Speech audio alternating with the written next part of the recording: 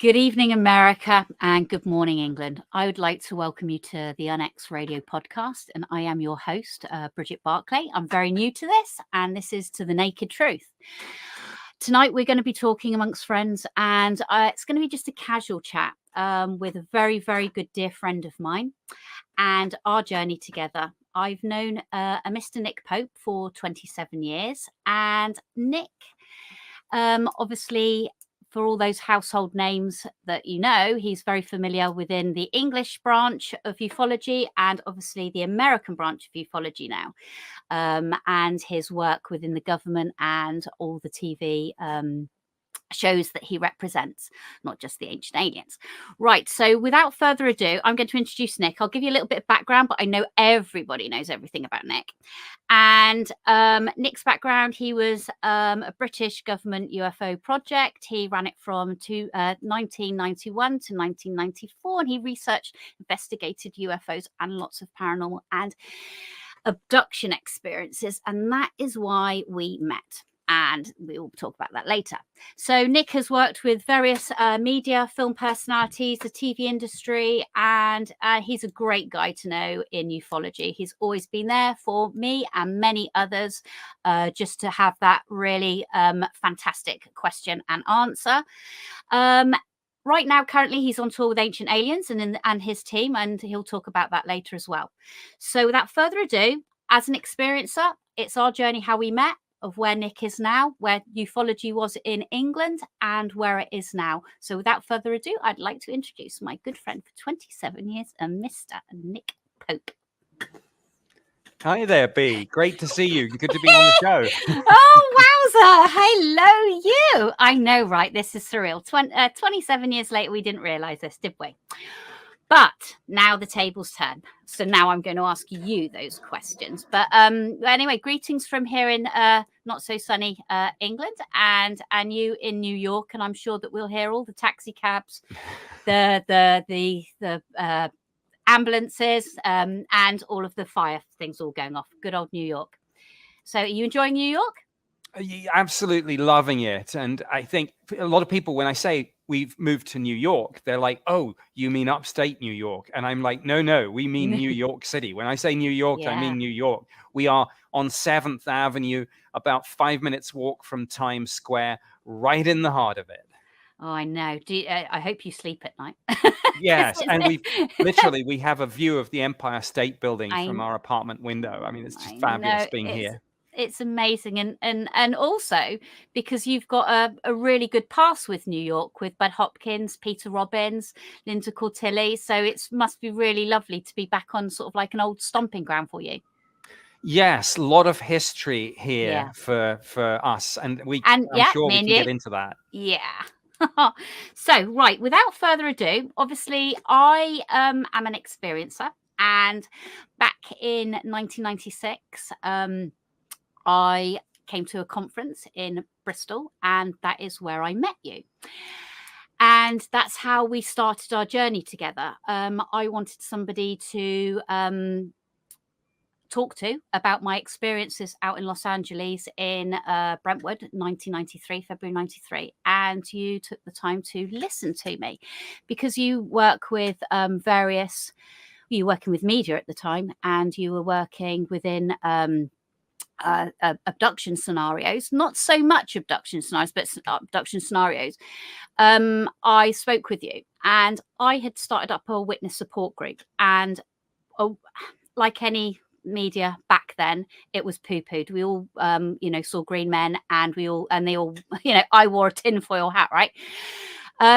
So I put an article in our local paper to start a witness support group. And they misconstrued it. So I thought, well, hang on a minute. There is a guy that's at the Ministry of Defence, works there, and still you'd stopped because it was 94 when you stopped, but you're still working within the Ministry of Defence at Whitehall. And you corrected them. So without further ado, you can, my story is your story. So you know my story very, very well. I do. And I mean, I was glad to help. As you say, my time on the UFO project was 91 through to 94, but I was still in the Ministry of Defense. And obviously I was still talking to the people doing that particular work. And I was involved because by then my name had come out. I had already written a couple of books, I think, which had to go through the Ministry of Defense security clearance process, but one on UFOs, one on abductions. And you came to me, and the way I recall it is you were aggrieved at the way that this had been either misunderstood or misrepresented, or a bit of both. Misrepresented, yeah. Yeah, by the journalist. And you'd asked me to intervene and sort of have a conversation and say, look, this isn't all just sort of silly season sci-fi tinfoil hat stuff. There are those of us at the Ministry of Defense working on this issue, and whatever is going on, there are people who are having these experiences, and this should not be belittled or dismissed. It is worthy of serious scientific and academic study. And I think we got, as I recall, not exactly a retraction, but a follow-up, really, putting it in a much better light. And it was, you were obviously, still are, very sort of persistent. I won't say pushy. Oh gosh, I've said it.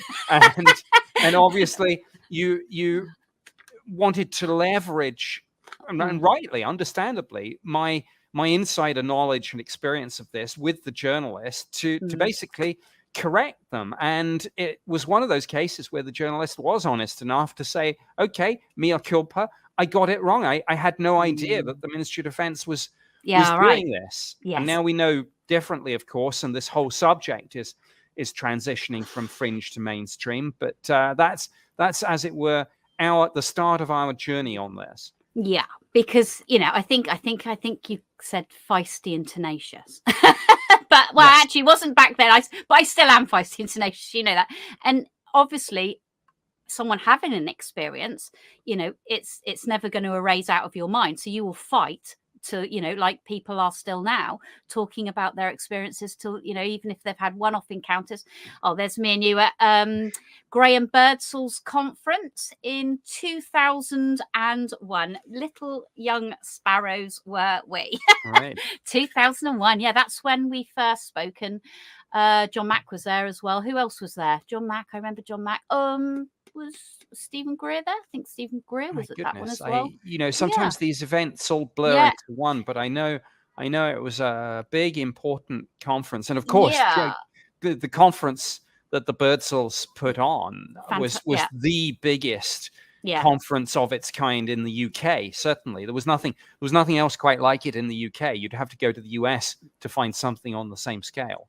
Well, yeah, exactly. I mean, so in some ways, this is where I want people like from the American side that will be listening to this, and obviously the English side here.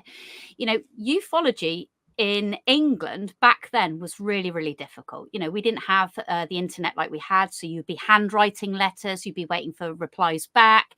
Like I've still got your original letters. I've kept everyone's original letters, and, you had lots of very, very good people within it. Like you had the Ken Phillips, Jenny Randalls, Timothy Good, Roy Dutton, Gloria Dixon, and your very good friend Georgina Brulé, who wrote the book You Can't Tell the People. Yes. I struggle to think of how Georgina managed to track down all those witnesses to the Rendlesham Forest incident before the days of the internet. I mean, she was actually, she did, I think but she did actually, she has a very storied past, but one of the things she did was train as a private detective. So it's no wonder. I mean, a lot of the work, a lot of the body of knowledge we now have on Rendlesham is because she tracked down the witness. She forced the Ministry of Defense to declassify and release their file on it. I mean, she's one of the great heroes of this subject. She is. And what do you think of her thoughts now in regards to ufology? I mean, everyone upstairs must be thinking, oh my God. Actually, I think that they are the basis of building this to help us all right now, I think. Well, this is vindication for them. And you can look at all those people that have passed on, whether it's people like Georgina Bruni, whether it's people like John Mack, J. Allen Hynek, Bud Hopkins, John Mack, James MacDonald, Edward Ruppelt, Donald Kehoe. You go back to the golden era, John Keel, many of these classic names. All of their books are here. Yes, absolutely. And anyone in this subject today is standing on the shoulders of those giants and the work that they did before it was easy, before social media, before the internet, when they had to get out phone books and go through and call dozens, if not hundreds of people in a row until they got the right person and then convince them to stay on the line and tell their story. I mean, and that's just the first contact, if you'll excuse the pun. So yeah, you got that in. Sure. Yeah. For those people, what's happening now, particularly in the United States, with NASA doing a study, with multiple UFO provisions in the defense bill, with Congress holding hearings, this is the fringe to mainstream transition that they have worked so hard to achieve. So this is their achievement. Yeah, very true. Yeah, if we didn't have the background for all of that, I mean, and also they took the time to, back in the days, you'd visit the people, wouldn't you? It's not, I mean, okay, fair enough. Modern technology, me and you are having a chat now, but time and space to be with that person and to spend a week with that person, interviewing that person, was phenomenal at the time. And I think there isn't. That's not as, in a lot of people's researchers' eyes, not as important. I'd sooner someone take the time and go and spend that time with that person, as opposed to just, from what you read in a book, because there's so much more information when you meet that person, right? Well, absolutely. There's no substitute for boots on the ground and sitting opposite the person, looking into their eyes, not just pinging a few emails back and forward. Not just having the odd Zoom call, not that there's anything wrong with doing that to fact check things and to flesh out the details, but you don't really get a sense of someone's story, who they are, what their experience is, until you actually spend time with them. Yeah. Well, I feel like I'm a newsreader because I have brought notes, and this is my first podcast, and obviously, you are my first guest. Thank you. So what I would like to talk about is our meeting in Bristol, and then us talking about when we spoke at the first Leeds, and then we're going to go forward to the second Leeds conference that we spoke at. So, from an experiencer's point of view, and you had worked with other abductees, and you were reading other case notes of abductees, why? There wasn't many people, I don't think, in England that had come forward. So do you, how do you feel about, was there any other cases that had come to you that you can speak about back in England, back in the day, besides myself? There were a few, but it was very difficult because, as you know, there was ridicule. Back in those days, there was a lot of stigma attached to it. There was a lot of stigma attached to UFO reports. So if you figure that people were reluctant to speak out about a UFO sighting because of the fear of ridicule or disbelief, you know better than most how much more difficult it was for people to talk about an abduction experience. So even when I had written Open Skies, Closed Minds, I mean, literally #3 hardback nonfiction bestseller in the UK on UFOs. And I was doing my follow-up book on abductions, The Uninvited. I struggled to find maybe half a dozen people who would let me come and meet them to do that deep dive that I needed. Because what I decided to do is the first half of the book, I was telling the history of this, going right back to the folklore, then fast forwarding through the contactees of the 50s and the 60s, but then the abductees, Antonio Villas-Boas, Betty and Barney Hill, Travis Walton, but in the second half of the book, I wanted to let 5 or 6 individuals just have their own say. And what was interesting about that was that very often they were accounts that didn't fit the mold. Some parts of the experience did. But what it brought home to me, as somebody who had looked at this first from within government and then in a private capacity, was the richness of the diversity of these reports. Sure, some common themes and threads drawing them together, but bizarre, surreal, almost abstract points. And it was quite a struggle for me to persuade, like I say, about half a dozen people. I wish we'd known each other back then, because you would have been a whole chapter. Well, you would have been a whole book. But we were going to do a book. Well, yes, we were.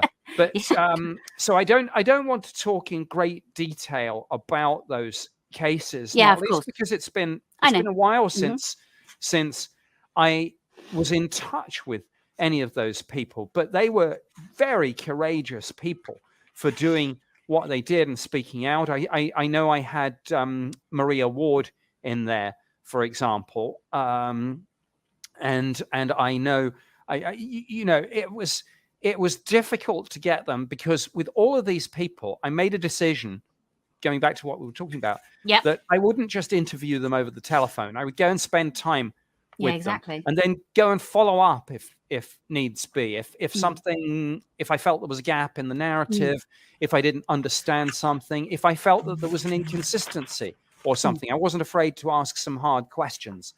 So I wrote it up, and it too became a bestseller. I think it got to number 9 or number 10. And funnily enough, I have no idea why. Maybe because they've just done an Audible version of it. But The Uninvited has just exploded back into the bestseller list. So fantastic. Yeah, people who want to take a look at some of those old UK cases can do so. We had Ripplestone Farm, didn't we? On Encounters, Steven Spielberg's latest series, and I loved the last year, when I took it on holiday, the book The Uninvited. So the other Uninvited, not your Uninvited, but no, the Clive Harold book, about Ripplestone Farm.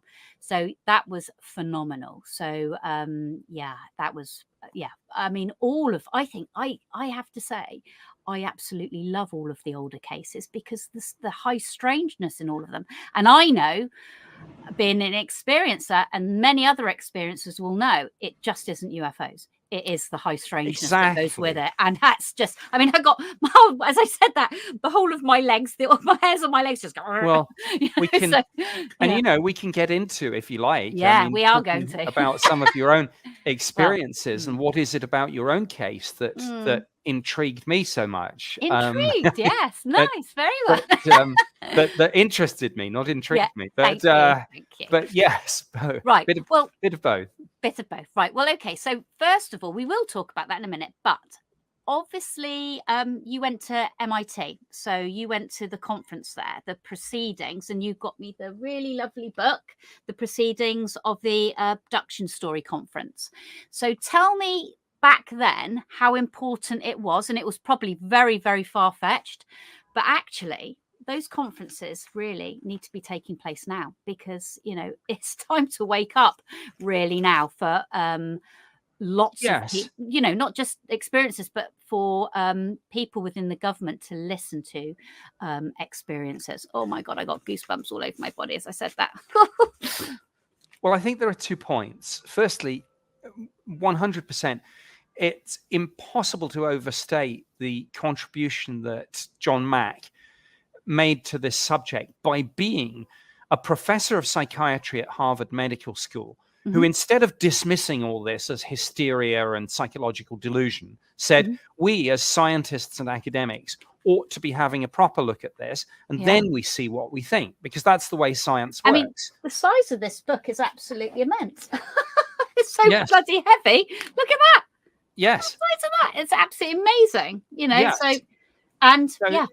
So what? The point was that he had won the Pulitzer Prize for his biography of T.E. Lawrence of Arabia, called Prince of Our Disorder. And here he was turning his attention to the alien abduction mystery. And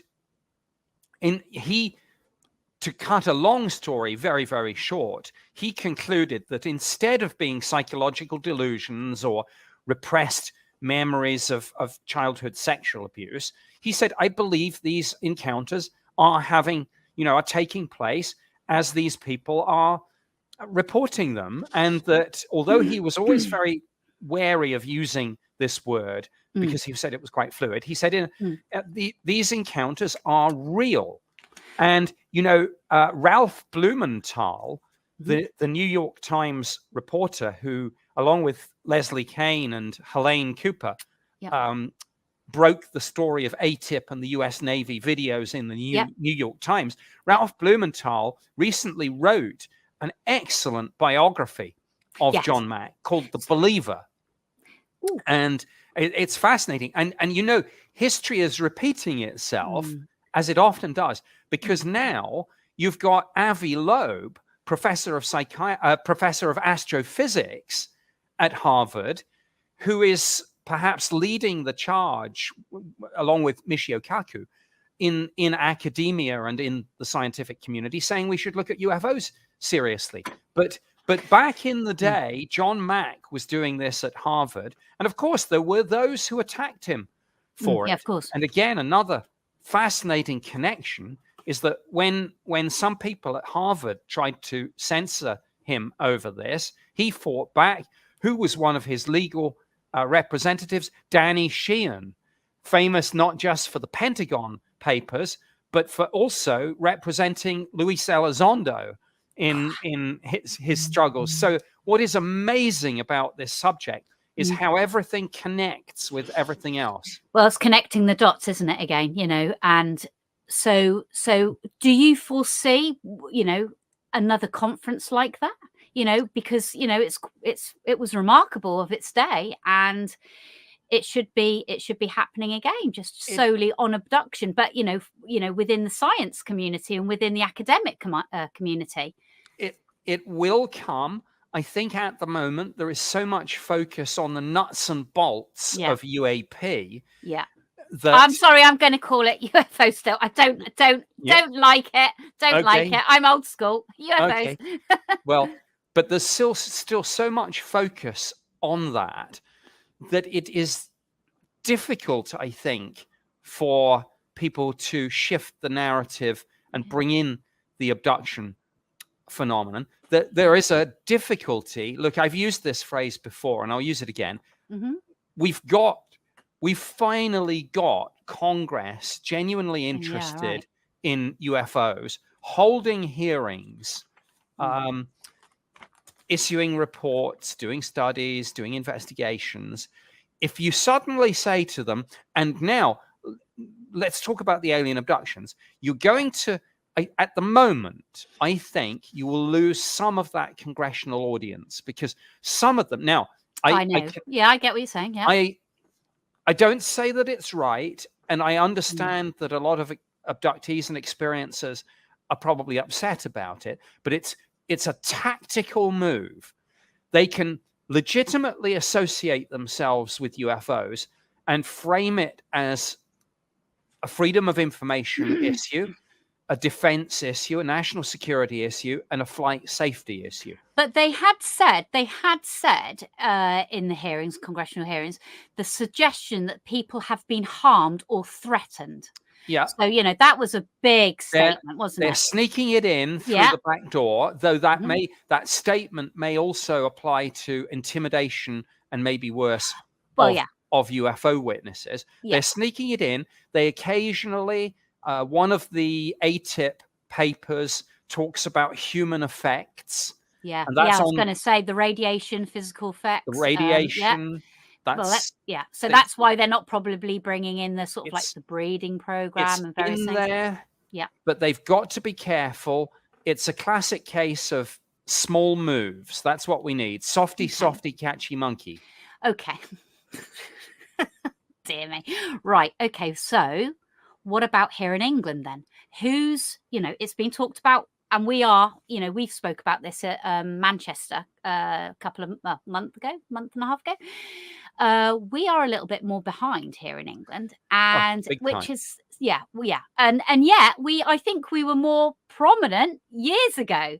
Like I said, with the old school and the conferences, we were so much bigger at conferences than you were American side, So who's helping us this side in the government, in Parliament?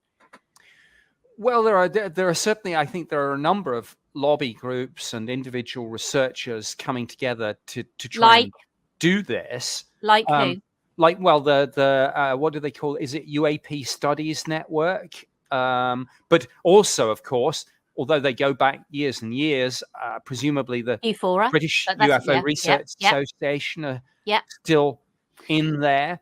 But it's going to take somebody in Parliament to step up, because all this in the United States, it only started. Look, it started with the New York Times article, but then what it took is a lot of congressional representatives to say, "Wait, you told us there wasn't a program, and now we read in our newspaper that there is."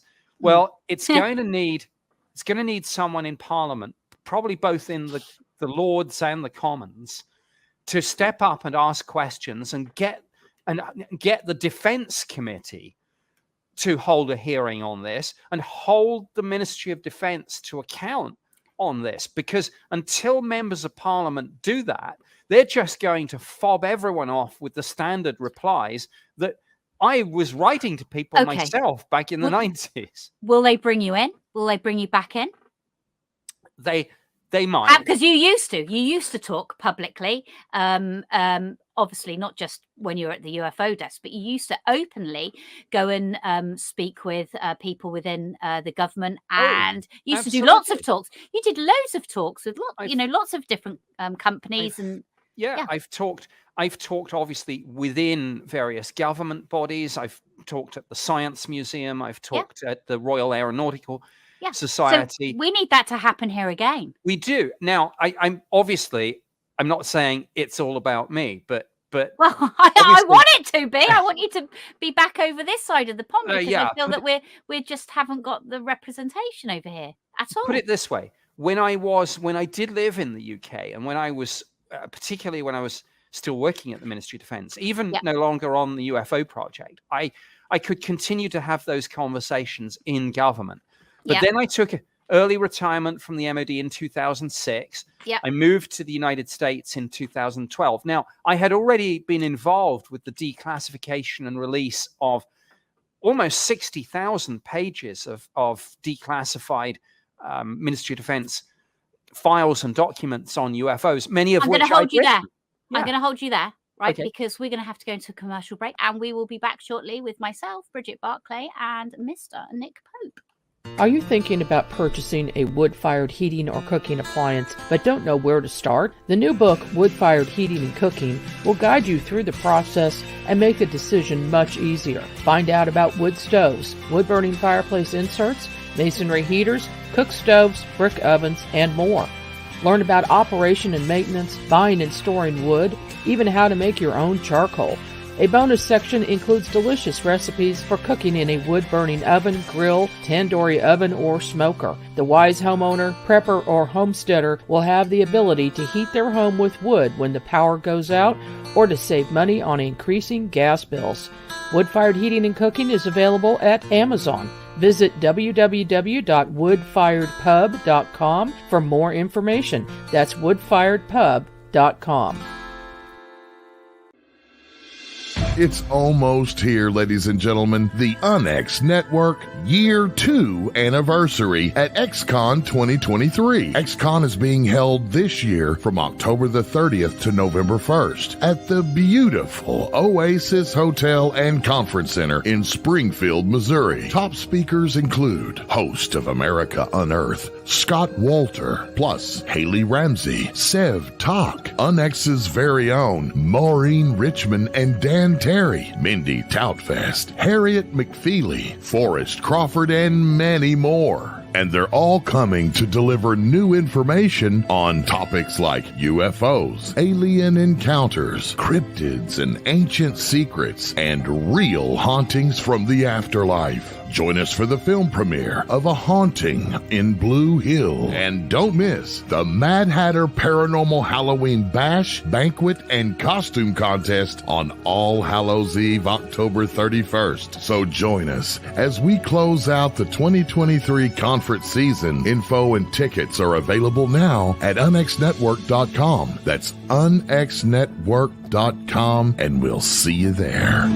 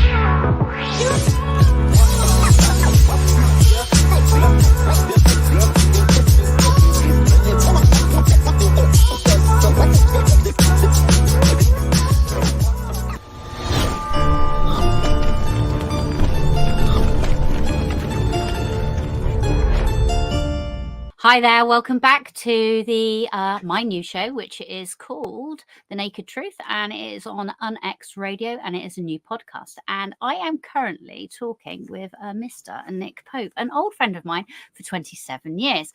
And Race, this is a message for you to give to Margie. I want that white fireplace, please. I want the big white fireplace that I saw on that advert. It looks amazing.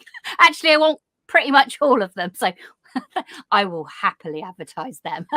Right. So where were we? We were talking about in England here, and you, who are we going to get to be a spokesperson for us?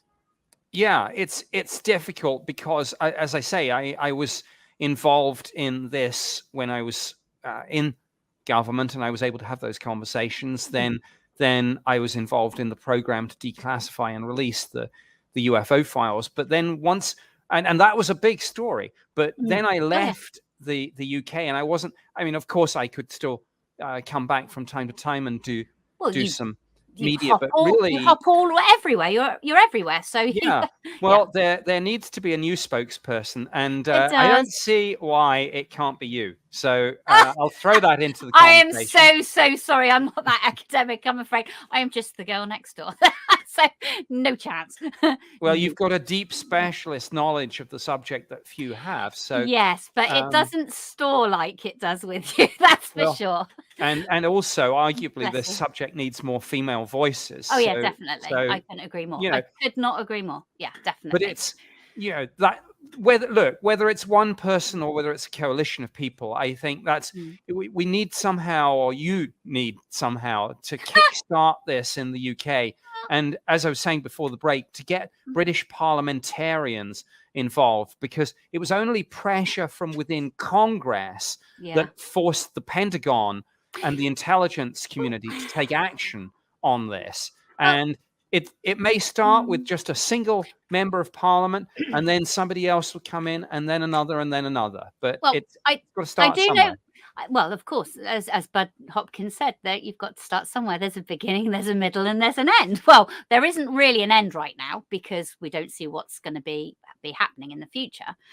But there you go. Good, Bud. Right. Okay. So yes, that was me and you. That was in 1998 when we went over to work with Bud Hopkins in New York.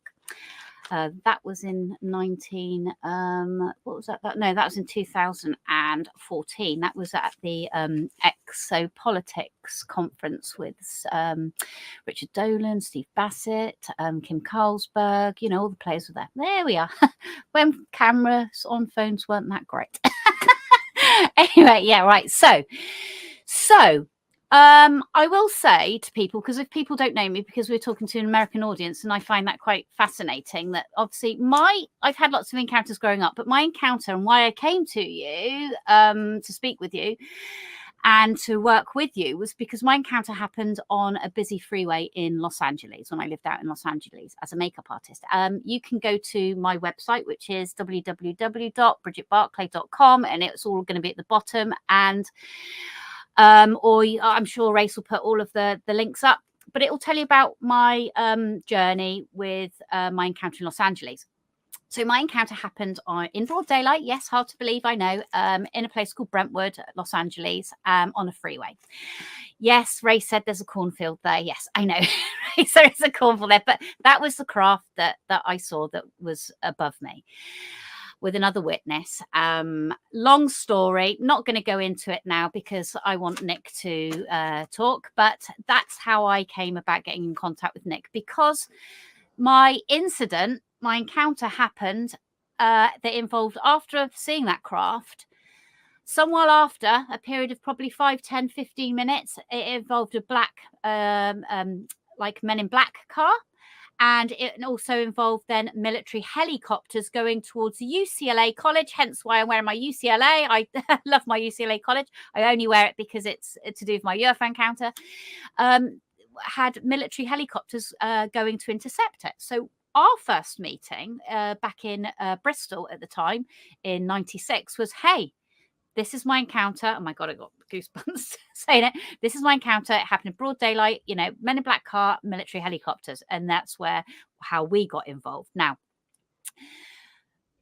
which was interesting, and our journey with going to Bud Hopkins. So as an experiencer and other experiences that are going to be listening to you and myself, we decided to go to work with Bud Hopkins and alongside Peter Robbins as well, and for 5 days in New York. And it was 3 days for me with hypnosis.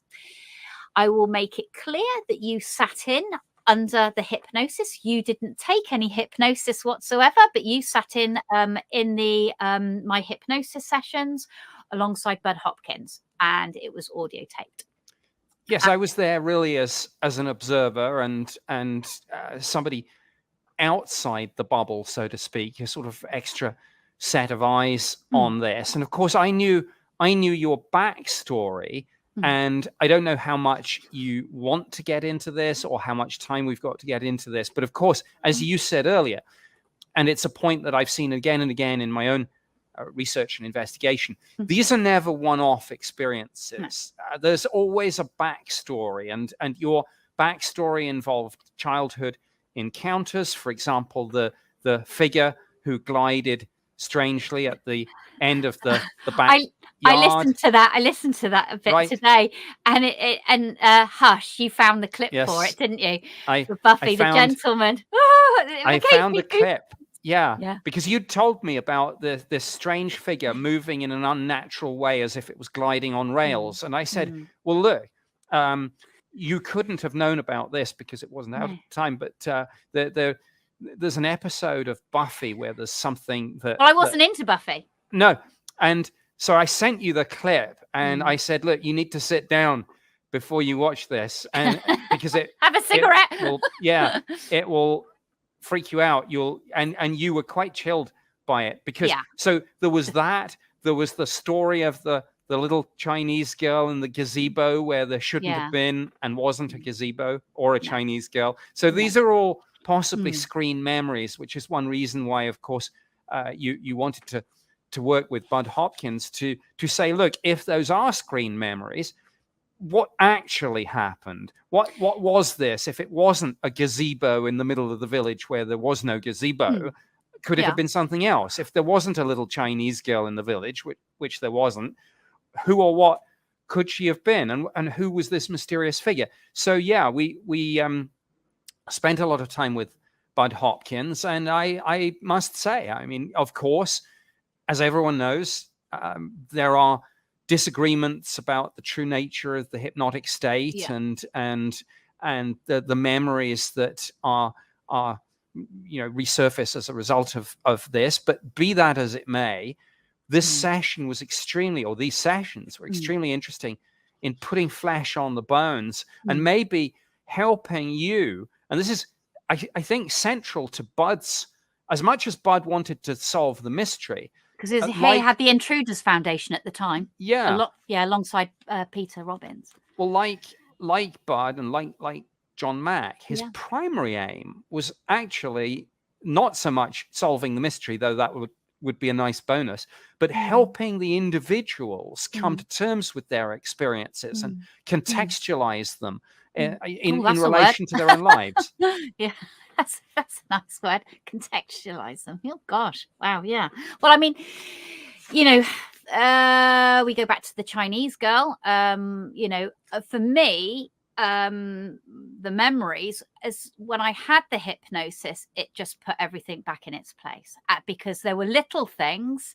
If you remember me gripping something and then jumping down, you know, that vividly came back, you know, as if I can see you as visually now. You know, for the freeway, the Los Angeles freeway, you know, it's debatable when people say to me, well, hang on a minute. And I've had a few people say it to me, you know, broad daylight, middle of Los Angeles, 101, 405 freeway underneath me, Holiday Inn to the left of me, lots of people in the Holiday Inn, because I think you said to me at the time it was a restaurant up at the top, wasn't it? Yes. Yeah. And you often go past it. Yeah. Still, because it's changed I've hands, eaten there. Isn't it? Yeah. Well, I've been there many a times. You know, and so yeah, it was, but you can't take away when you've had an experience, the body functional feeling that you have with it. So when you know, and nobody sort of, you know, people that are listening to me for the first account, obviously, you know, the backstory, you know, and you'd have to go onto the website to look at it and watch our YouTube video. There'll be a link to our YouTube video on it. You know, you get the feeling that goes with it. And then boom, when we were having the hypnosis with Bud, that feeling's there again. And then boom, something happened, you know, got goosebumps as I say it again, you know, and it just put all of the pieces. And what, I won't give anyone anything away, but the insight of what I saw, whether it could be through a dream state, through the hypnosis state, which, you know, not just me have had hypnosis. There's lots and lots of other experiences that have had hypnosis, that, you know, it is true. We don't know where we are in the state of hypnosis, and we don't know if they are real memories or not real memories, but something very real is happening to us as we are resurfacing them. That's for sure. Yes. Yeah. And I think the abductees and the experiencers are, as a group, people with very little to gain and an awful lot to lose very often. Oh yeah, we've all, I mean, relationships, we've all got our stories to tell, you know, relationships you've lost, friends that you've lost, families that members that you've fallen out with. You know, I was very fortunate to have, you know, both my brothers and some members of my family to have UFO experiences.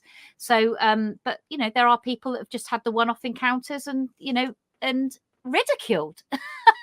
But now, not so much. We don't all have tinfoil hats. No. And if from all the things going on in the United States right now, whether it's the NASA studies, whether it's the reports from the Office of the Director of National Intelligence, whether it's the congressional hearing, let's fast forward a while. Let's suppose we do get first discovery, first contact, disclosure, whatever you know, phraseology people want to use. I think it will bring, once we've got past, you know, as Stanton Friedman used to say, never mind the saucer, did you see the driver?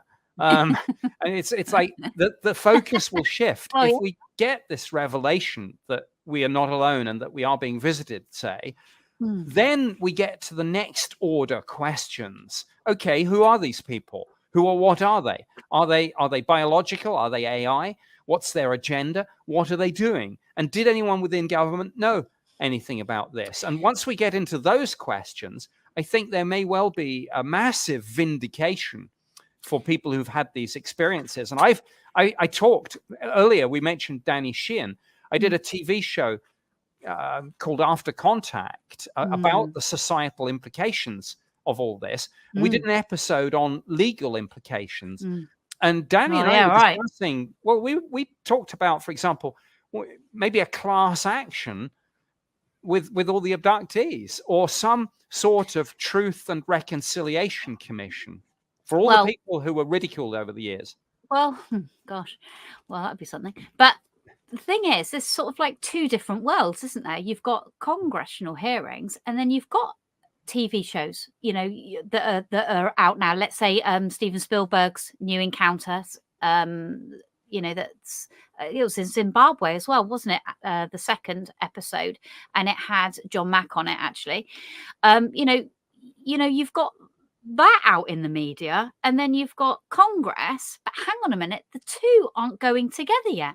You know, so it's like there's two different worlds of ufology right now. You know, there's all of us doing our podcasts as well. You know, talking about the various elements of it, but then we're not all gelling together. For Congress, it's about the pilots, and it's about flying into their aerospace, and the threats and all of that. But hang on a minute, at what point are we actually going to say, listen, we got to all understand this?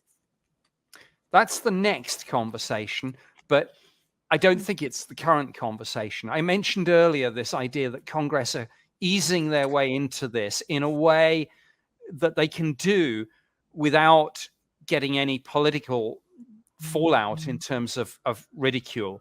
And the way, absolutely, the way into that subject, their foot in the door is, as you say, through the pilots and the radar operators. Now, eventually, they're going to have to get further into the room and talk to the people who are having these experiences. But at the moment, they just have their foot in the door, and the foot in the door is the pilots and the radar operators. But they're getting there, and they're getting there through whistleblowers like David Grush. Yeah. So what do you? Okay, so we'll talk about Congress then. So what is happening your side, like in the last week? Update us. Okay, well, we have interest in Congress, both in the Senate and in the House. So the two parts of Congress, and that interest is split around at least 3 different areas of committees: the intelligence committees, the armed services committees, and the oversight committees. So in one sense, this is good news because we've got a lot of areas involved.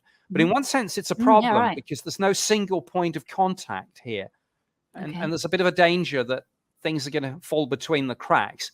But we've got that going on. We've got more whistleblowers coming forward, and we've got the Pentagon's own unit, Arrow, doing investigations as well.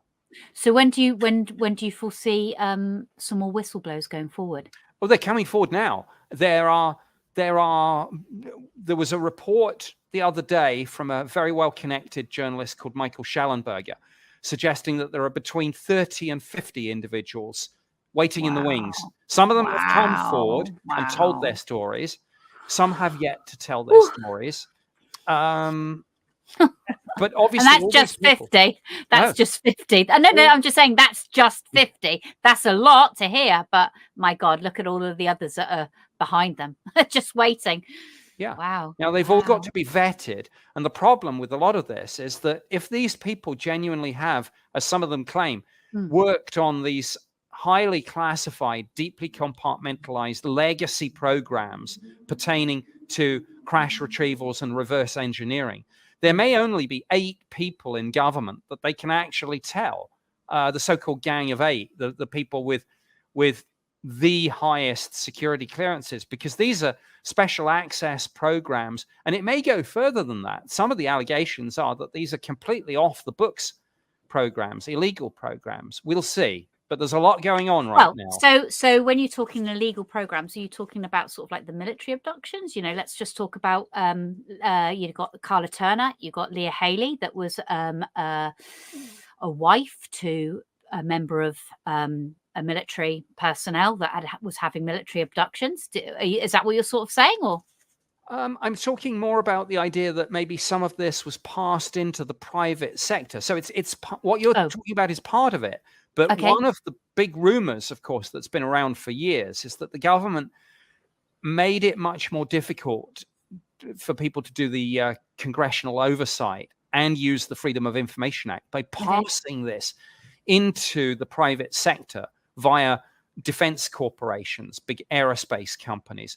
And investigative journalists like Ross Coulthard have suggested that these companies are now trying to divest themselves of this and give it back, because one of the things that's going to be in the new defense bill for 2024 is a requirement of so-called eminent domain, where the government will retake possession of any materials, including biological material, that they have on this. And when you read a 64-page amendment from the Senate majority, because that's still laughed about, biological entities, But when you read that 64-page amendment to the National Defense Authorization Act for fiscal year 2024, and you see the phrase non-human intelligences written into it in the congressional record, you realize just how much the landscape and the conversation has changed over the last few years.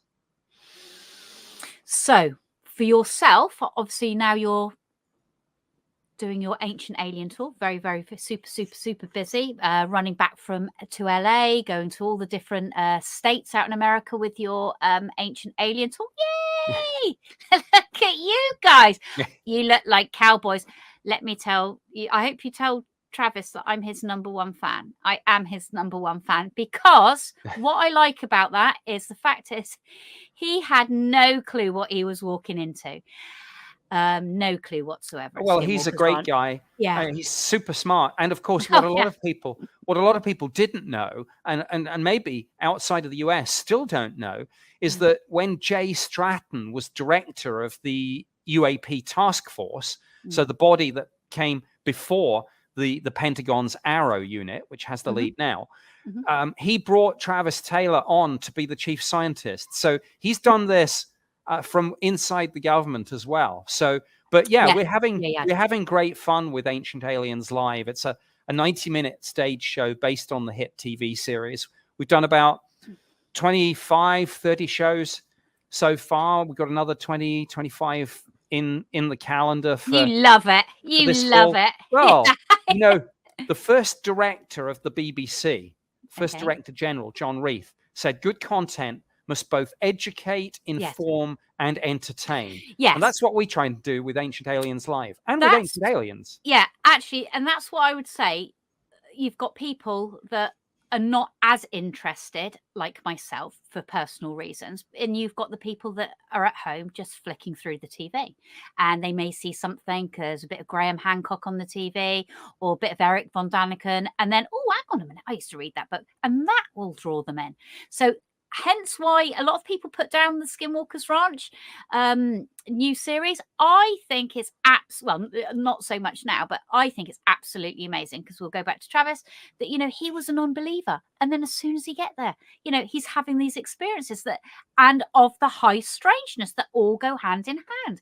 And as we know, I mean, that's a phenomena in its own right, forget having a craft, 45-foot craft above your head, military helicopters, and then you get the high strangeness with it as well. And then you've got to keep going on with everyday life. The fact that it is being reported that at the Skinwalker's Ranch, it's all being taped. They're doing all the different experiments. It's just fascinating to see, because my brother, Paul, he's like, oh my God, I absolutely love Skinwalker. So it's putting it out to the general public that wouldn't not necessarily be watching it. So, and it's drawing them in, and then they're thinking, hang on a minute, so it's fantastic. So future wise, how do you see, and what do you foresee yourself doing? Where would you like to be? What would you like to be doing? Well, I think Besides speaking on another podcast with me. Yeah, I want to continue doing what I'm doing now. I'm lucky enough to have a mainstream news media platform here in the US. When a UFO story breaks, I'm often invited onto the TV news to kind of unpack that story in sort of 3.5 to 5 minute little piece. And as we move forward, we're going to get the full NASA report that's coming in the fall. We're going to get another update from the All Domain Anomaly Resolution Office, ARROW, in the Department of Defense. We are going to get almost certainly more congressional hearings and more whistleblowers. We will probably get more US Navy and maybe wider US military DVDs, films, taken by the forward-looking infrared cameras that we've already seen some. There's more of that to come. So I want to continue both going on the road with a stage show like Ancient Aliens Live, so that we coming can over here as well, talking. Well, I'll try, but it's like you say, some people will read a scientific paper on this, but some people will never read a scientific paper on this, but they'll watch a TV show. So I want to cover all the bases on this. I want to both educate, inform, and entertain, and I will continue to do that in newspapers, in magazine articles, mainly on television, and of course live and in person when I do live events. So now then, what will it involve for you for your Ancient Aliens? Because what was the word? I listened to your podcast with Jimmy Church. What was the word that you used, the English word that made me laugh? Issues? Is it issues? Oh, yes. People always rib me about when I say the issue here is. But look, I will continue to move forward. Ancient Aliens has been renewed for another season. It's almost record breaking now. The stage show, like I say, we've got many more dates in the diary for fall and for spring and summer 2024, and we're reaching a lot of people, and we're having a conversation with the American people, but also. When we do shows like this, through the British people, the Canadians, Australians, New Zealanders, this is global. There are people who are going to be watching this outside of the US and the UK. And so it's important to remember that when we do these things in the 21st century, we're reaching the world with this and maybe beyond. Let that be the closing line for this. So Nick, I want to say a huge thank you. I am definitely going to get you back on again, because I think there's loads of things that we could talk about. And I would like to thank Nick Pope for being my first guest, my very best friend for 27 years, and always been there within the abduction scenario for someone to talk to. He's been a great support, and you can follow him and go to his website. You can join him, and I'm sure Race will put everything on the page for nickpope.net to contact him on if he needs any more work. I don't think he does, because he's really busy. So thank you from me, Brigitte Barclay, to the Naked Truth at unxnetwork.com, and thank you. And next week I am going to be speaking with Preston Dennett. See you later. Bye from England.